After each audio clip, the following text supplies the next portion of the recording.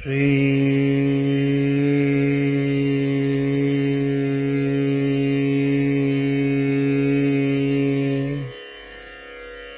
कृष्णाय वासुदेवाय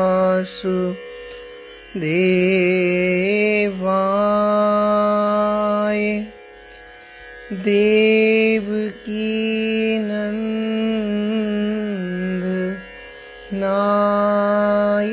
च नंदगोप कुमाराय श्री गोविंदाय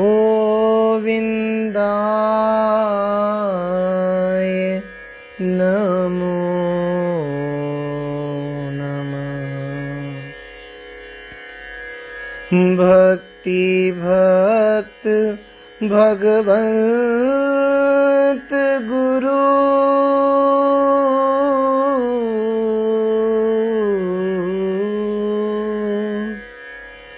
चतुर नाम वपु एक, तिनके पग वंदन किए नासहि विघ्न अनेक। मेरी भव बाधा हरो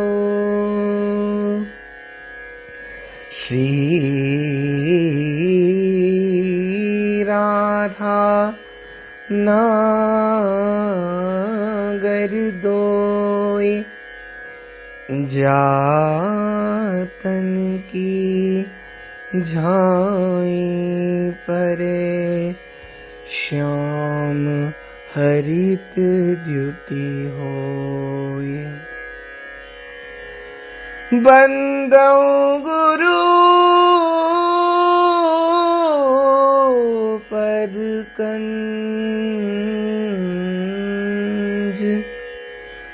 कृपा सिंधु नर रूप हरि महा मोहतम पुंज, जासु बचन रवि कर निकर। सब संतन निर्णय कियो,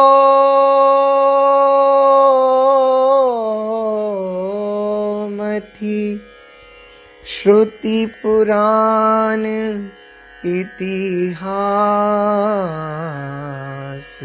भजवी को द्वेही सुघर, के हरिदास। श्री हरि जो आई विराजिए, कथा रसिक हरिदास। तुम श्रोता भक्त मालिके, तब पद रज हम दास। जय श्री कृष्ण। श्री भक्त चरितामृत के माध्यम से श्री उद्धव जी का चरित्र, उसमें भी अद्भुत ये संवाद, श्री उद्धव गोपी संवाद, रसिकों के ये सब विषय प्राण हैं, अत्यंत प्रिय है ये विषय। इसी संवाद में आगे बढ़ते हुए हम लोग इस प्रसंग को बड़े भाव और प्रेम से श्रवण करें। गोपियां कुब्जा के प्रति अपना व्यंग करते हुए और उद्धव जी को समझा रही है।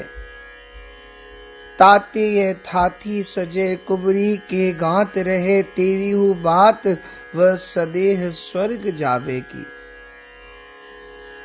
कहा कि तुम्हारे उपदेश को ग्रहण वह कुब्जा कर लेगी तो तुम्हारी बात रह जाएगी। और हमें विश्वास है उद्धव कि योग को अपनाकर कुब्जा निश्चय ही सदैव स्वर्ग चली जाएगी। एक तो यहाँ गोपियों का भाव है कि जो आप उपदेश कुब्जा के कारण से हमें दे रहे हो उसको वो स्वयं अपनाए, और दूसरी बात वो सदैव स्वर्ग चली जाए तो हमारी श्याम सुंदर से थोड़ी तो दूर रह जाएगी। गोपिया बोली उद्धव जी से, करत करत हारे हैं जोगी जड़ जंगम ताहि, रयो ना स्वाद अब योग की कथान में। तापे हम गवारी जोग जाने का बिचारी, पुनिले गो मन बिहारी बीति वंशी तान में। और न जिए आस बास भलो है वृंदावन को, सब विधि सुपास बास ब्रज की लतान में। कुबरी पे जयो युक्ति ताही को बतेयो, स्वर्ग ताही को पठेयो बैठी ब्रह्म के विमान में। स्वर्ग ताही को पठई हो बैठी ब्रह्म के विमान में। पुनः कुब्जा के प्रति व्यंग्योक्ति के साथ योग के विषय में अपनी विचार श्रृंखला आगे बढ़ाती हुई ब्रजांगनाएं कहती हैं, योगी जन जड़ और चेतन की स्थिति पर विचार करते करते थक गए। हे उद्धव, किंतु किसी निष्कर्ष पर नहीं पहुंचे। हे उद्धव, योग की ये कथाएं तो पृष्ठ पेषण मात्र है, इनमें अब कोई स्वाद नहीं रह गया है। उस पर भी हम तो सीधी सादी ग्राम बालिकाएं हैं, हम बेचारी योग क्या जाने। उस पर भी श्री वृंदावन बिहारी कृष्ण हमारी मन को अपनी वंशी की तान में बांध कर ले गया है। अब हृदय में अन्य कोई आशा नहीं है। अब तो हमें वृंदावन में वास करना ही श्रेयकर लगता है। ब्रज लताओं के बीच बसने में ही हमें हर प्रकार का एक सुख प्राप्त होता है। हे उद्धव, तुम तो यहाँ से लौट करके कुब्जा के समीप अवश्य जाना और योग की ये अमूल्य युक्तियां उसी को ही बताना। और सुनो, ब्रह्म के विमान में बैठा कर उसी को स्वर्ग भिजवाना। नंद नंदन की भक्ति छोड़कर हमारी तो स्वर्ग जाने की भी इच्छा नहीं है। और सुनो उद्धव, एक गोपी आगे आके बोली, दे गयो दगा सो बिसासी ब्रजवासिन ही, बे गयो लून प्राणन को ले गयो, तोरी गयो नेह बल्ली छोरी पतवारी प्रण, मोरी मुख जीवन जहाज को बुड़े गयो, अखियां मधुमक्खियां सताई मधुसूदन ने, तोरी रस राशि कूर मूर सो बिते गयो, कस के करीजी में कुकंटक की किरच एक, कस के करीजी में कुकंटक की किरच एक, कंस मारी कृष्ण वाकसाइन को है गयो, कंस मारी कृष्ण वाकसाइन को है गयो। श्री कृष्ण के कृत्यों पर खेद व्यक्त करती हुई गोपियां उद्धव से कहती हैं, वह छलिया कृष्ण हम ब्रजवासियों के हृदय को दगा यानी धोखा देकर चला गया है। वही यहाँ वियोग का बीजारोपण करके हमारे प्राण पल्लवों को नोच कर ले गया है। जीवन नौका को खेने वाली स्नेह की बल्ली को तोड़ने के साथ साथ वह हमें भव सागर से पार लगाने के लिए पतवार स्वरूप अपने प्रण को भी अधूरा छोड़ गया है। इस प्रकार मझधार में हमसे मुख मोड़कर हमारे जीवन रूपी जहाज को डुबो गया है। उस मधुसूदन कृष्ण रूपी भ्रमर ने हमारे नेत्र रूपी मधुमक्खियों को बुरी तरह सताया है। उद्धव, उस क्रूर ने इन नेत्र रूपी मधुमक्खियों द्वारा अनेक छवि दृश्यों को संग्रह के रूप में संचित आनंद मधु के छत्ते को जड़ से तोड़कर नष्ट कर दिया है। एक बात कहें उद्धव, कंस का वध करने के बाद वह कृष्ण उस कुब्जा रूपणी कसाइन का हो गया है। ये बात हमारे हृदय में किसी कष्टप्रद कांटे की नोक की तरह कसकती रहती है, हमें पीड़ा देती रहती है। एक गोपी आगे बढ़ आई, बोलती है, राज ही रतन हाट गोधन अपार ठाट, संपदा सुघाट बाट बाट सुख साजही, साजहीन गायक की गति ते विगत भये, पायक की प्रीति करी श्याम को न लाजही, लाजहीन कुबरी को ताज ब्रजराज दियो, बन्यो दगाबाज गयो भाज वो भी काज ही, काज ही सरयो ना तो कहा बन्यो नृपराज, भलो या सुराज ते हो कंस को कुराज ही, भलो या सुराज ते हो कंस को कुराज ही। ओ गोपी श्री कृष्ण के कृत्यों पर खेद व्यक्त करते हुए उद्धव से कह रही है, हे उद्धव, अब तो कृष्ण मधुपुरी जैसी धनाढ्य नगरी में पहुंच गए हैं। वहां तो रत्नों के बाजार सजे रहते हैं, वहां तो गोधन का कोई अभाव भी नहीं है। अब तो उनके हर ओर ठाठ ही ठाठ है, हर ओर अपार संपदा, यमुना जी के सुंदर घाट, सुखद सज्जाओं से सजे हुए मार्ग वहां की शोभा है। वहां एक दासी कुब्जा से प्रेम करके श्री कृष्ण को लज्जा भी नहीं आई। उन्हें शायद ये आभास नहीं है कि उनकी स्थिति साजहीन गायक की दशा से भी गई बीती हो गई है। साज के अभाव में गायक न तो स्वर और ताल में निबद्ध रह पाता है और न ही श्रोताओं को ही प्रवाहित कर पाता है।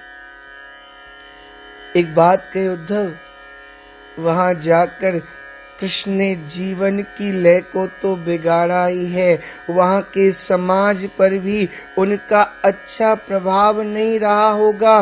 ब्रजराज श्री कृष्ण को क्या सूझी जो अपने प्रेम का ताज उस निर्लज्ज कुंवरी को पहना दिया।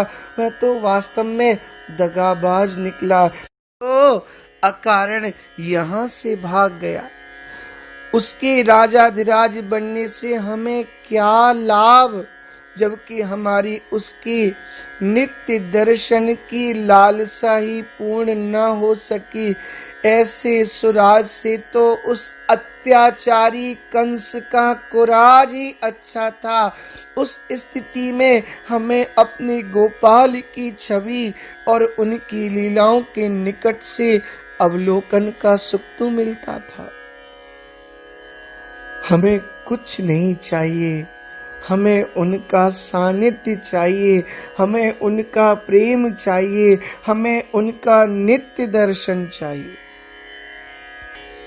एक गोपी आगे बढ़ आई।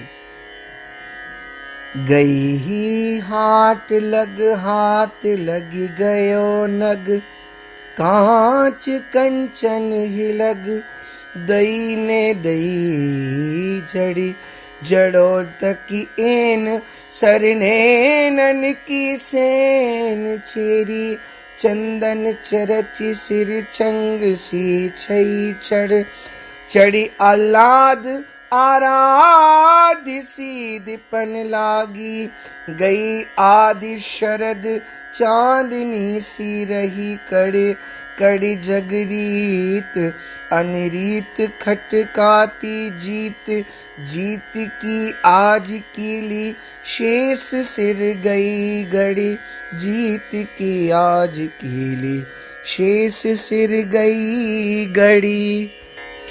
इस कूट छंद के माध्यम से गोपियां कुब्जा के सौभाग्य और अपने दुर्भाग्य की चर्चा कर रही हैं। कुब्जा तो बाजार तक अनायास ही चली गई थी।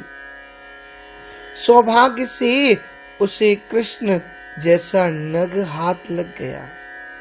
उस पतिता स्त्री के साथ श्री कृष्ण का संयोग देव ने वैसे ही करा दिया जैसे कांच जड़े हुए किसी स्वर्णाभूषण में कोई नग स्वयं आकर फंस जाए और कोई कांच और रत्न के भेद को न जानने वाला नाड़ी स्वर्णकार उसे वहीं जड़ दे।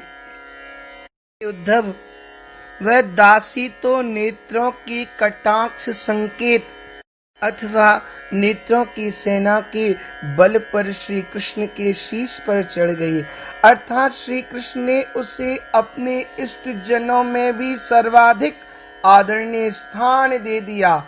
उस कुब्जा ने श्री कृष्ण के भाल पर चंदन क्या लगा दिया, वह तो पतंग की तरह उड़कर उनके शीश पर जा बिराजी।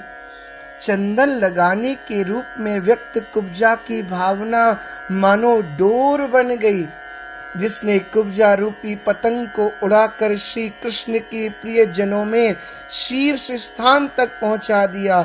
आह्लाद की चरमावस्था को प्राप्त हुई कुब्जा का कंस की दासता रूप बंधन समाप्त हो गया, अथवा उसके मन की यह मानसिक व्यथा है कि मैं एक दुष्ट राजा की दासी हूँ, उसकी यह व्यथा समाप्त हो गई और वह शरतकालीन चांदनी की तरह तेज से जगमगाने लगी।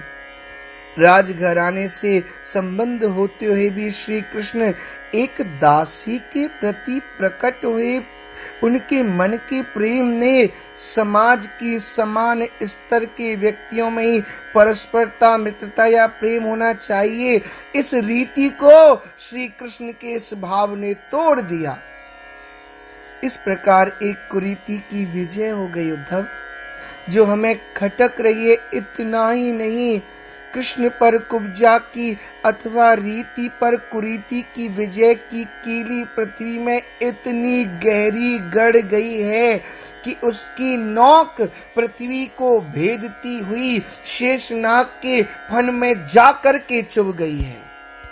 एक गोपी आगे और बढ़ आई और बोली, बड़ेन के दूषण को भूषण बखाने जग, शिव शीस धारे चाही काली माँ मयंक में, वृंदा को पतिव्रत बिगार्यो जग पूजे ताही, सुनियत महात्म आज गंडकी के पंख में।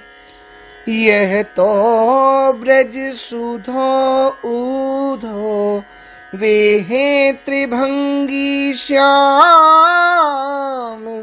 अवगुण दबे हैं यहाँ गुरुजन की शंक में। शेष पर्यंक श्रीअंक में न राच्यो अब। शेष पर्यंक श्रीअंक में न राच्यो सो अब। उघर के नाच्यो कूरी कुबरी की लंक में। उघर के नाच्यो कूरी कुबरी की लंक में। श्री कृष्ण द्वारा कुब्जा को अपनाए जाने पर समस्त ब्रजांगनाएं कटाक्ष कर रही हैं और एक गोपी कटाक्ष करती हुई उद्धव से कहती है, हे उद्धव, तुम्हें एक सच्ची बात बताती है। इस संसार की एक बड़ी विचित्र ऐसी रीति है, यहाँ बड़े लोगों के दोषों को भी उनके भूषण के रूप में वर्णित किया जाता है। जो बहुत बड़े होते हैं उनमें कोई दोष भी होता है ना, तो उसको भी लोग सजा करके बताते हैं।